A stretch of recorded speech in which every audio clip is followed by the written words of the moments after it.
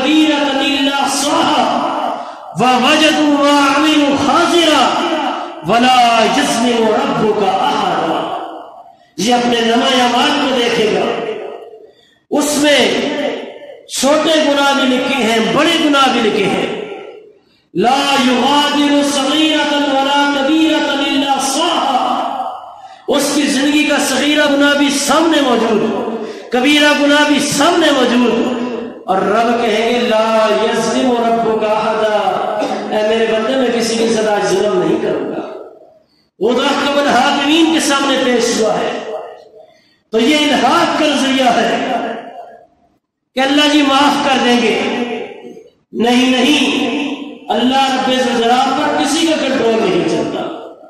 وہ چاہے 100 قتل کرنے والے کو بھی معاف فرما دے، اور چاہے ایک بلی ہے اس کو ناجائز گھر میں باندھا ہے، اس کی پکڑ لے، اس کو کوئی پوچھنے والا نہیں ہے. وَهُوَ يُجِيرُ وَلَا يُجَارُ عَلَيْهِ. تم ہر روز کہتے ہو قُلْ هُوَ اللَّهُ أَحَدٌ اللَّهُ الصَّمَدُ. وہ بے نیاز ہے، وہ آزاد ہے، وہ کسی کے ماتحت نہیں ہے. اور یہ دوسرا نظریہ غلط ہے کہ جی حقوق العباد کی کوئی معافی نہیں.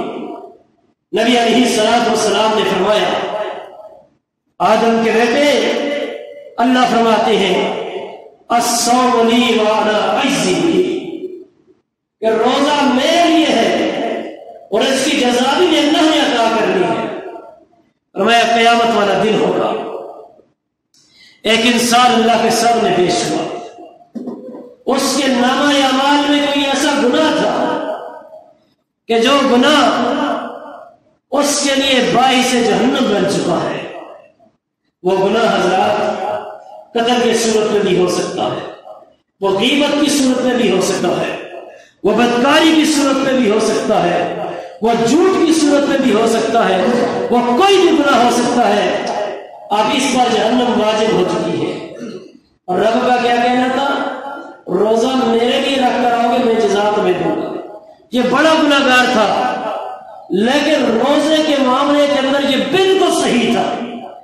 روزے کے تمام حقوق اور واجبات ادا کیا کرتا تھا. اب ان دونوں کو اللہ تعالیٰ سامنے کریں گے. جس کے حق میں اس سے کوتاہی ہو چکی ہے، اے میرے بندے تو مجھے رب العالمین مانتا ہے؟ جی اللہ بالکل مانتا ہوں. کہا وہ سامنے تجھے جنت میں محل نظر آ رہا ہے؟ جی نظر آ رہا ہے. تو میرے ساتھ سودا کرنا چاہتا ہے؟ بندہ کہے گا اللہ میں تیرے ساتھ سودا کروں گا. اللہ کہے گے ہاں میں بیچنے والا ہوں، تو خریدار ہے. سودا یہ ہے تو نے میرے فلاں بندے کو معاف کرنا ہے. تو دنیا میں کہا کرتا تھا صدق اللہ، اور اب تو سچا ہے، تو اپنے وعدے کو پورا کرنے والا ہے. یہ روزے دار آیا ہے، اس کے ساتھ میرا وعدہ تھا تو روزے کے حقوق اور واجبات ادا کر کے آنا، میں تیری مغفرت کر دوں گا. آج اگر تو نے اس کو معاف نہ کیا، جو تیرا مان تھا کہ رب سچا ہے، آج مان ٹوٹ جائے گا. وہ کہے گا 1 منٹ سے پہلے اللہ جو تو میرے بارے میں فیصلہ کرتا ہے اللہ مجھے قبول ہے، اللہ جو چاہتا ہے کر لے. اللہ کہیں گے میرے بندے تجھ پر جہنم واجب ہو چکی تھی، لیکن تو نے رمضان کی قدر کی ہے، اس قدر کی وجہ سے تو میری جنت کا مہمان بن چکا ہے. اس ماہ کی قدر کیجیے. من صام رمضان ایمانا واحتسابا غفر له ما تقدم من ذنبه. لیکن حضرات نے صرف میٹھیاں سنانے نہیں آیا، ذرا دوسری طرف بھی چلیے. امام ترمذی سے ذکر کرتے ہیں، امام ابن ماجہ سے ذکر کرتے ہیں، نبی علیہ الصلوۃ والسلام نے فرمایا راغب فی الرجل، اس شخص کا ناک خاک آلودہ ہو جائے. ناک خاک آلودہ کا مطلب یہ ہے کسی کے ناک میں مٹی چلی جائے، وہ سانس صحیح طریقے سے نہیں لے سکتا. یہ عربی کا محاورہ تھا. شدت کے وقت یہ جملہ بولا جاتا تھا. کہا جس کے سامنے میرا نامی گرامی اس میں گرامی محمد ذکر کیا جائے، وہ مجھ پر درود نہ پڑے، وہ تباہ برباد ہو جائے. کیوں؟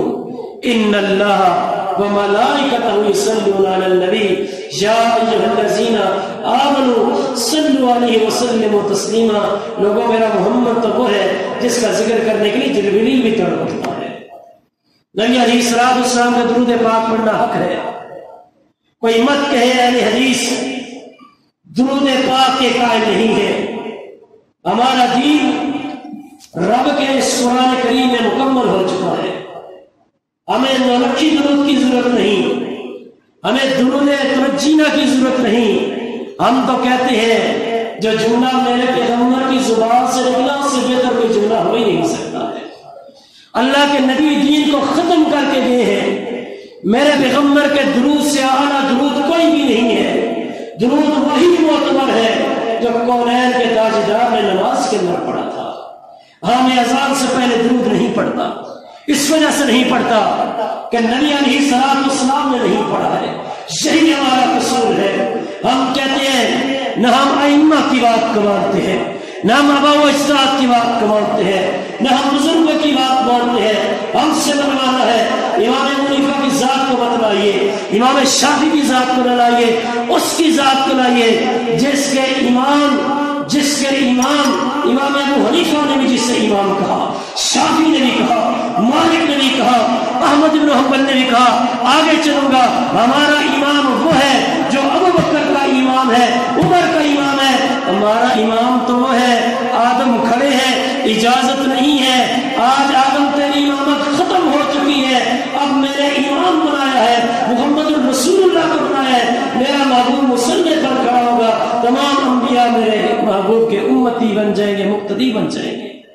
اللہ نے یہ اعزاز بخشا نبی علیہ السلام کو. ہم انہیں امام مانتے ہیں. بس یہ کیا بات ہوئی کہ جس عمل کو صدیق فاروق نہ کرے آج اسے امت کے لیے دین بنا کر پیش کیا جائے. تو نبی علیہ السلام پر درود پاک پڑھنا یہ ضروری ہے، یہ لازمی ہے، یہ حق ہے. نبی علیہ السلام نے فرمایا کہ جمعے کا دن ہو کثرت کے ساتھ درود پڑھا کرو، آپ کا درود مجھ تک پہنچایا جائے گا. صحابی کہنے لگے کیسے پہنچایا جائے گا؟ آپ تو اس دنیا کو چھوڑ چکے ہوں گے. اور کہا سن، اللہ نے انبیاء کے جسموں کو حرام قرار دے دیا ہے کہ مٹی